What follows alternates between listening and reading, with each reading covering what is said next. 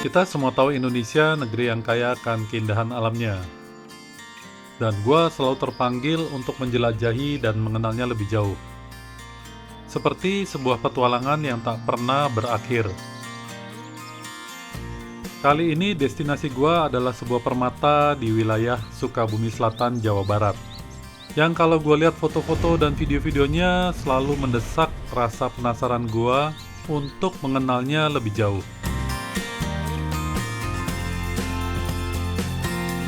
Yuk kita eksplor bareng ke dalam petualangan yang tak terduga, ke sebuah tempat yang menyimpan rahasia alam yang menunggu untuk ditemukan.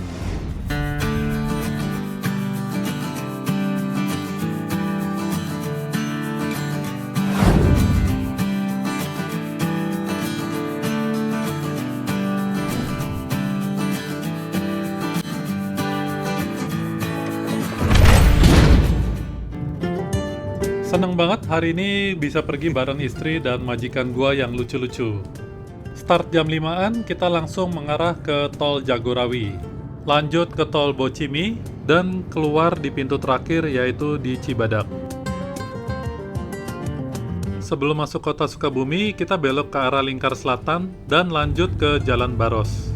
Estimasi total perjalanan dari Tangerang adalah sekitar 3 jam.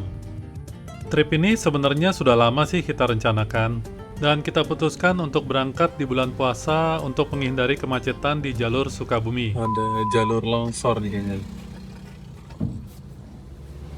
Harus satu-satu. Oh, bukan longsor ini, jalannya ambles. Oh. Wih, ngeri banget. Ngeri. Waduh. Oh. Ya, memang di beberapa titik saat masuk desa Cijangkar, jalanannya ada beberapa yang ambles. Jadi jalan kendaraannya harus gantian satu persatu. Tapi untung karena sepi, jadi nggak terlalu macet ya. Jalanannya kabut nih, mulai hujan. Wah, mendekati lokasi malah turun hujan. Belok kanan ke Jalan Cikawung Kerta Angsana, Jalan Esugandi. Nah, kalau udah ketemu pertigaan ini, berarti kita sudah semakin dekat dengan lokasinya. Belok ke kanan, ambil arah Sagaranten ya. Terus di Jalan Cikawung Kerta Angsana sejauh 2 km. Mau sampai tapi perjalanannya hujan. Tinggal 1 km lagi. Sebenarnya di titik ini pemandangannya indah sekali karena berlokasi di atas perbukitan. Cuma sayang sekali kabut turun karena lagi turun hujan. Terus di Jalan Cisapi sejauh 800 meter. Nah, kalau udah ketemu hutan pinus di kiri kanan jalan, siap-siap ya, di depan kita harus belok ke kanan, masuk jalan desa. Jalannya kecil dan hampir nggak kelihatan sih. Ya, tadi kelewat, jadi kita putar balik, kita harus belok kiri nih. Jalan Cikaray 2 tuh bilangnya. Yes. Jalannya seperti ini. Jalannya kecil. Terus di Jalan Cikaray 2 sejauh 1 km. Di jalan desa ini jalur aspalnya sayang sekali tidak terawat ya. Ya, jalannya agak sedikit mulai rusak nih. Namun pemandangan hutan pinusnya cukup menghibur gua nih. Nggak tahu ya, dari kecil gua suka banget lihat pohon pinus. Nah, ada tulisan warna wisata Curug Bibijilan. Kita kesini jalannya. Nah, ini kemana nih? Ke kiri, Kiri. ada portal. Belok ke kiri.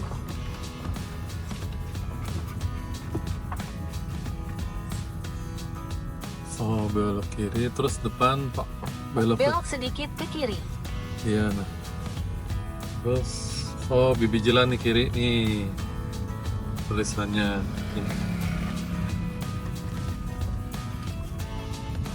Nih. Setelah 200 Bibijilan. meter, Anda akan sampai di tujuan. Jalan masuknya kecil. Selamat datang wisata alam Curug 7 Bibijilan. Akhirnya kita sampai juga. Kita sampai juga di Curug Bibijilan. Tapi sayangnya, oh si Lorde seneng banget. Tapi sayangnya cuacanya nggak terik, nggak ada matahari, dan condong mulai gerimis. Ya kita lihat aja ya, nggak apa-apa ya. Kita kan santai-santai ini di sini menikmati alam. Aduh, nih dua main langsung lari-lari kesenengan. Yeay. Mami. Sampai juga Mi akhirnya Mi. Saat kita masuk dikenakan tiket 10.000 per orang. Dan di sini sudah ada fasilitas kamar mandi dan WC-nya. Dan setiap tempat wisata khususnya Curug, pastinya ada peraturan yang harus kita ikuti demi kenyamanan dan keamanan pengunjung. Nah, di sini selain canyoneering, bisa juga caving. Gue baru tahu di sini ada caving, tapi bukan Buni Ayu ya. Di sini cuma 15 menit katanya ada tempat caving yang keren. Bisa vertikal dan juga bisa melalui tangga. Wah, tertarik nggak sih? Kayaknya mesti diatur grup nih ke sini nih. Nah, di sini ada Kang Zainal ya. Kang Zainal tuh yang mengelola ya, mungkin Iya. sini ya. Nah, jadi infonya di sini seperti yang tadi gue bilang ya, ada ya Curug Bibijilan pasti dan juga ada caving. Dan rencananya di depan mau dibikin apa? Camping ya? Iya. Kita rencananya mau bikin area camp ya di atas sana. Nah, di atas itu Puncak. tuh. Iya. Nah, kata Kang Zainal untuk area camping di atas bisa lihat kota Sukabumi ya? Iya. Kota Oh. Sukabumi sangat jelas dari sana. Gunung Gede, Gunung Salak juga kelihatan. Gunung Gede, Gunung Salak, kota Sukabumi. Wah itu keren banget sih pasti malam-malam nih. Kayaknya kita nantiin ya, nanti kesini cuman enak pakai motor. Kayaknya nginep di sini ngecamp. Wah, dan di sini adem katanya karena memang daerah pepohonan ini apa pinus ya? Pinus. Pinus gitu. Boleh dicoba ya. Kira-kira kapan selesainya? Mungkin secepatnya ya. Secepatnya ya. Kita April kayaknya mulai sih. April. Nah, bulan April sudah ada tempat campingnya di sini. Boleh ya dicoba ya teman-teman yang suka ngecamp sambil menikmati curug maupun caving di sini. Komplit deh pokoknya di sini. Sip. Thank you ya Kang. Ya, ya. Ya, kita beruntung sekali karena cuacanya sekarang membaik, tidak ada gerimis lagi. Tapi memang di sini dingin sih, suhunya sekitar 24 derajat Celcius. Dan di sini sudah ada warung serta bangku-bangku dan gazebo untuk bersantai sambil menikmati makanan dan minuman. Nah, ini adalah jalur masuknya untuk menuju ke Curug 7 Bibijilan. Jalurnya berupa tangga turun ke bawah. Si Mami naik lagi ke atas karena jalurnya memang agak curam buat anjing-anjing. Nih.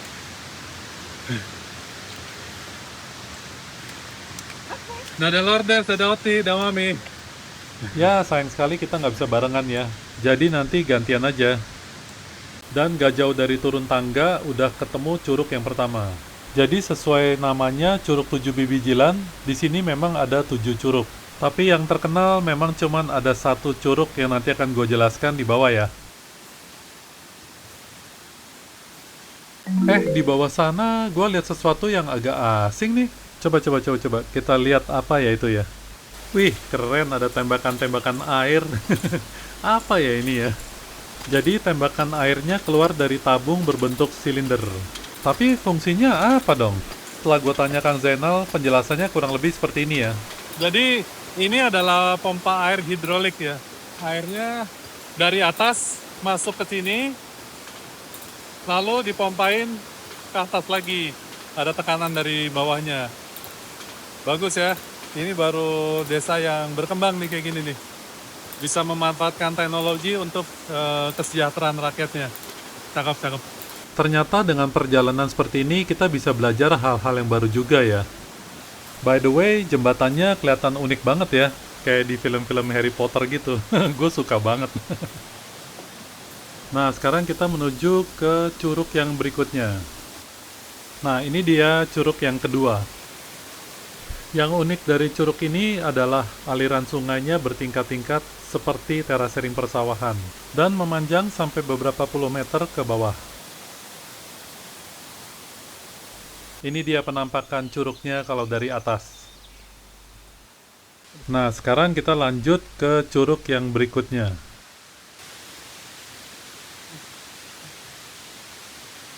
Nah, ini adalah curug yang ketiga. Dan kita bisa lihat di sini ada beberapa kolam yang terbentuk secara alami. Kok vibes-nya kayak di film Indiana Jones ya? Kayaknya cocok buat seri berikutnya ya di sini. Oh ya, Kang Zainal bilang bahwa semua air terjun di sini sudah punya namanya masing-masing. Yang pertama air terjun Lewi Malang, kedua Pariuk, dan yang ketiga disebut dengan nama Curug Gadong. Dan di ujung curug ketiga ini terdapat kolam yang seperti infinity pool. Cakep ya. Nah, gue penasaran banget di bawah kolam ini ada apa ya? Nah, ini dia penampakan di bawah kolam tadi. Sebuah curug lain yang dinamakan dengan Curug Dadali, yaitu curug yang keempat, yang memiliki ketinggian 160 meter dengan bebatuan alam putih kecoklatan. Curug keempat ini yang memang dipergunakan untuk olahraga canyoneering. Kebayang nggak sih turun pakai tali di sini? Nah, curug yang barusan kita lihat itu namanya Curug Dadali 2 ya, A? Dadali 1 ya? Yang barusan ya? Nanti di bawah kita mau ke Curug Dadali 2. Kita lihat ya kayak apa ya. Nah, jalan menuju ke Curug Dadali 2 itu terbilang cukup ekstrim. Belum ada tangganya dan harus menuruni jalur tanah berakar yang cukup curam.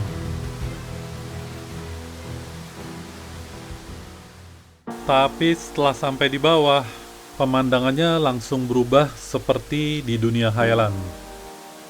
Curug kelima ini memang spesial banget. Bahkan dia menjadi ikon dari Curug 7 Bibijilan. Namanya Curug Dadali 2. Curug ini bagaikan sebuah jendela ke dunia yang berbeda. Dan langsung membawa pikiran gua masuk ke sebuah mimpi yang indah, di mana segalanya terasa sempurna dan damai. Memang Indonesia indah ya. Bangga nggak sih kita tinggal di negeri yang seindah ini?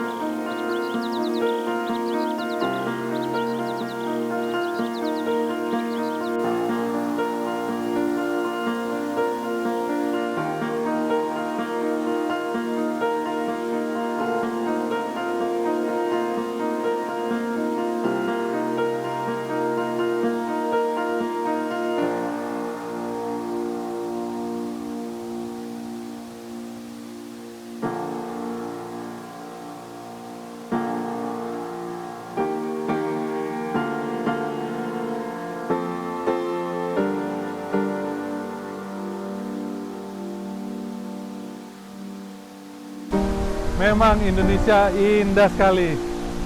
Jujur, gua happy banget bisa kesini. Ini keren banget. Perjuangan turunin anak tangganya terbayar sudah. Keren ya, teman-teman ya. Lihat. Woo! Mantap!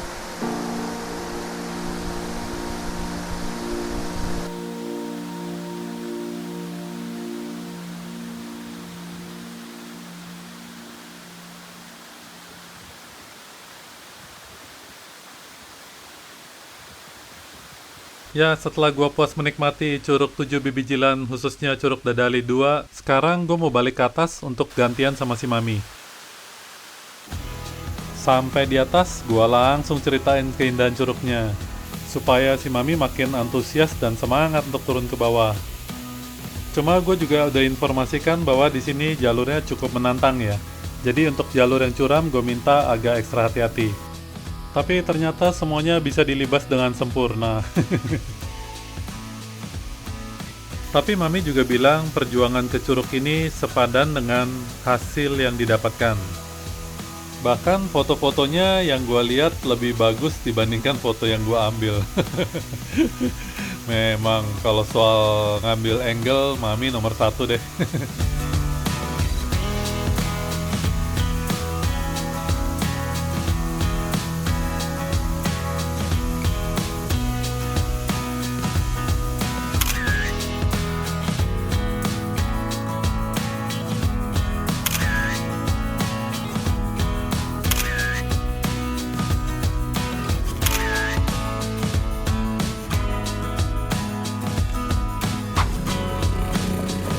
ngapain ini Mami?